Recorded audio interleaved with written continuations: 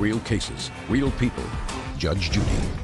Glass shop owner James Stone says customer Holly Hertig owes for a handmade bird bath that she accidentally broke. This was an accident by an adult, not an intoxicated adult, not a strung out adult. Yeah, it was an accident. Do you have a sign in your shop that says any accidents that you have which results in... You break it, you bought it. Where did it say that on there? It doesn't say it. It says on the frequently asked questions on the front of my counter. Do I have to have a sign that says if you walk in my shop and you break something, you own it up front? I'm asking you Because that's not very... Mr. Stone, I'm asking you questions, sir. Okay.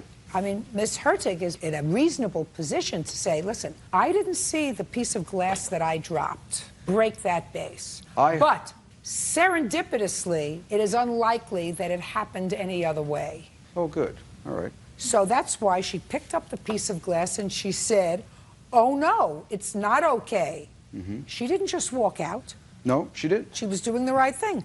Then when she got this bill, which appears to say one bird bath, $200, not partial payment, not down payment, not anything. One bird bath, $200. Her wheels started to go in her head, Mr. Stone. I heard her say that, too. Well, and you can understand it because that's what the evidence shows. What about this piece of evidence here that says she agreed to pay 4 additional payments for $200 each? Signed by her. Mr. Stone. Signed. Mr. Stone, you're not paying attention, sir. I'm listening. What Ms. Hertig is saying is, because this was an accident, and in all probability caused by the glass dropping out of her hand, she was perfectly willing to compensate the artist, who, according to you, was prepared to take $1,000 for his artwork. But she didn't want to compensate you. According to this note, it's, you're listening to me? I'm listening. You're listening? Well, I'm explaining it to you. Listening. If you're not putting on your listening ears, I can't help you. This note suggests that $200 was going to go to the artist, which is what she's suggesting to me, and $800 was going to go to you. Well, that's an interesting interpretation. Well, but that's the interpretation that this document suggests, sir. I don't believe that at all. Absolutely. This is a receipt. It says one bird bath is $200 paid. It doesn't say partial payment. It doesn't say one bird bath, $1,000. This is something that you can take and say, listen, that's what she's thinking. I was only able to get $200 from this gal for the bird bath. I'm giving you the $200. And then, yes, she obligated herself to pay you another $800, but this was going to go to the artist. That's what you were thinking. Okay. The money's going to the artist. Now that 10 million people have seen this, including, I hope, Paul, the money is going to the artist.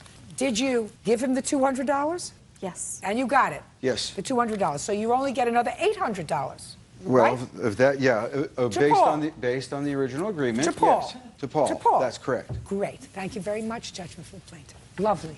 Parties are excused. You may step out. I wanted to make sure that the artist gets what he deserves. Artists need to be paid and compensated for their time and energy and work, just like a judge. I don't want stores to dupe their artists. I think it's unfortunate that the defendant took that position, that for some reason the artist was going to be duped. I'm trying to teach my kids to be honest. And now the next case. All parties in the matter of Height versus Kowalczyk, step forward, please. Aaron Height is suing his ex-girlfriend, 21-year-old Krista Kowalczyk, for the cost of a trip to Cancun, the return of an engagement ring, and the return of a dog. Ah, Mr. Height, you and the defendant dated, according to you, contemplating marriage. You at some point gave her a ring that you say is an engagement ring. You want that back. Things didn't work out. You also claim that after an argument, because the two of you were living together, the defendant left and took a dog that you had, at least in part, contributed to purchasing. You want that money back, and you want the cost of a non-refundable airplane ticket that you put on your credit card, her non-refundable ticket for a trip that the two of you were supposed to take. The defendant says the ring was a gift, the dog is hers, and she paid for the last trip that you took together, so this trip, well, you're going to have to pay for that because she paid for the last one. All right, let's take care of the ring first. That's the easiest. Can I see it, please?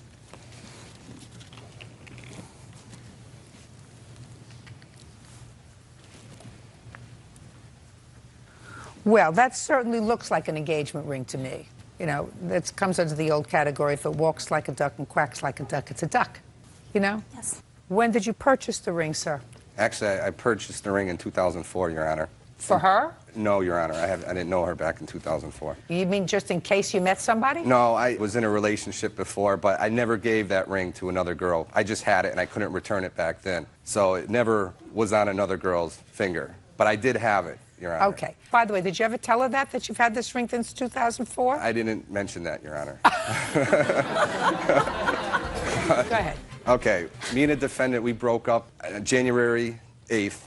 And when she took possession of that ring was February 6th. She invited me, because we had that dog together. It was her dog. His name's Monty. So she invited me to go and see how the dog was progressing, see how big he got. It was a dog school. So it was a dog school behind a pet store. So I went. And during our relationship, Krista was always like, if you ask me to marry you, the answer is yes. She would get mad when I said I would want to wait at least a year. So there was no, like, big surprise, like she would say no if I asked her to marry her or anything. Okay, so you went to the dog school. Okay. We went with to Monty. And she didn't believe that I had an engagement ring. So I just brought it with me to show her. So I showed her. So you were trying to get back together again? I did care about her, but I did not propose to her in the back of a pet store at a dog school. I was just showing her the ring like I had it, and I really cared about you, and take a look, you know? She put it on her finger. Take a look. This is how much I care. Take a look. So she put it on her finger. She loved it. It's gorgeous. I said, it's not a good idea. I'm not giving it to you. It's not a gift. There's no way I'm giving you a $5,200 ring. You didn't even clean it. I never wore it. You didn't even clean it. It's got clear evidence that it's been worn before. There are deep scratches into it, as if it had been worn. It was never worn, Your Honor. I never once... Well, she did put it on because she put it on her finger that day and got in her car. Doesn't make any difference. Go ahead. So you let her try it on. I let her try it on, and I asked for it back. She was like, no, can I hold on to it? Her thing was, can I hold on to it? All right, that was on February 6th. On the 9th, I ended up still going on that Cancun trip with one of my friends. So you went?